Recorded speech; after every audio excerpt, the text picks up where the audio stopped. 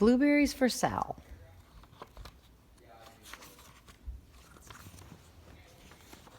One day, little Sal went with her mother to Blueberry Hill to pick blueberries.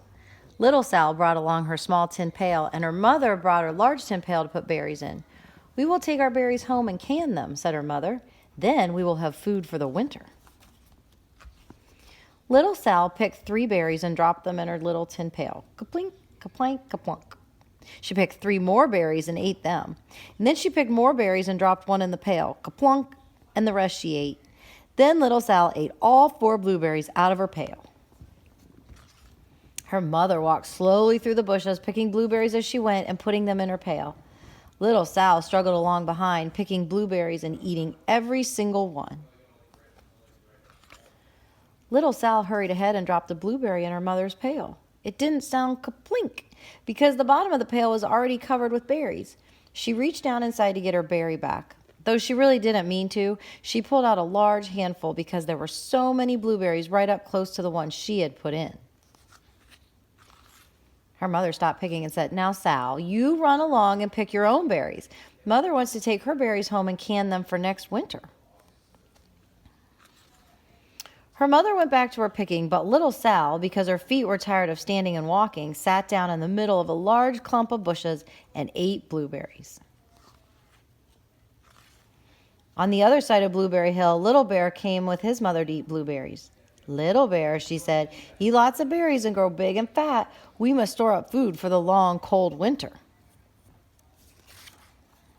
Little Bear followed behind his mother as she walked slowly through the bushes eating berries. Little Bear stopped now and then to eat berries, and then he had to hustle along to catch up. Because his feet were tired of hustling, he picked out a large clump of bushes and sat down right in the middle and ate blueberries. Over on the other side of the hill, little Sal ate all the berries she could reach from where she was sitting, and then she started out to find her mother. She heard a noise from around a rock and thought, "That is my mother walking along." But it was a mother crow and her children, and they stopped eating berries and flew away, saying, "Caw, caw, caw."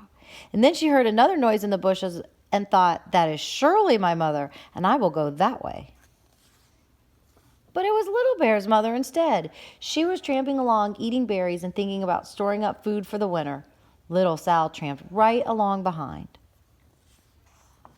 By this time, Little Bear had eaten all the berries he could reach without moving from his clump of bushes. Then he hurried off to catch up with his mother.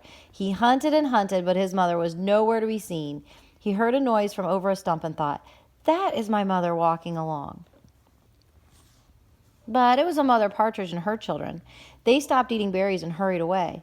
Then he heard a noise in the bushes and thought, "That is surely my mother. I will hustle that way." But it was little Sal's mother instead. She was walking along, picking berries and thinking about canning them for next winter. Little Bear hustled right along behind. Little Bear and little Sal's mother and little Sal and Little Bear's mother were all mixed up with each other among the blueberries on Blueberry Hill. Little Bear's mother heard Sal walking along behind and thought it was Little Bear, and she said, "Little Bear, munch, munch, eat all you can possibly hold." Little Sal said nothing. She picked 3 berries and dropped them, kaplink, kaplank, kaplunk, in her small tin pail. Little Bear's mother turned around to see what on earth could make a noise like kaplunk. "Gruff!" she cried, choking on a mouthful of berries. "This is not my child. Where is Little Bear?" She took one good look and backed away. She was old enough to be shy of people, even a very small person like little Sal. Then she turned around and walked off very fast to hunt for Little Bear. Little Sal's mother heard Little Bear tramping along behind and thought it was little Sal. She kept right on picking and thinking about canning blueberries for next winter. Little Bear padded up and peeked into her pail. Of course, he only wanted to taste a few of what was inside, but there were so many and they were so close together that he tasted a tremendous mouthful by mistake. "Now, Sal," said little Sal's mother without turning around, "you run along and pick your own berries. Mother wants to can these for next winter." Little Bear tasted another tremendous mouthful and almost spilled the entire pail of blueberries. Little Sal's mother turned around and gasped, "My goodness, you are not little Sal. Where is my child?" Little Bear just sat munching and swallowing and licking his lips. Little Sal's mother slowly backed away. She was old enough to be shy of bears, even very small bears like Little Bear. And then she turned around and walked away quickly to look for Little Sal.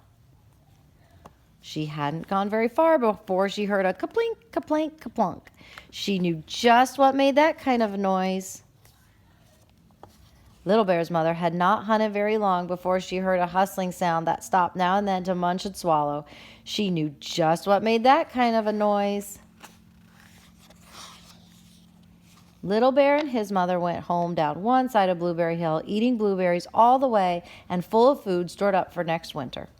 And Little Sal and her mother went down the other side of Blueberry Hill, picking berries all the way, and drove home with food decant for next winter, a whole pail of blueberries, and 3 more besides.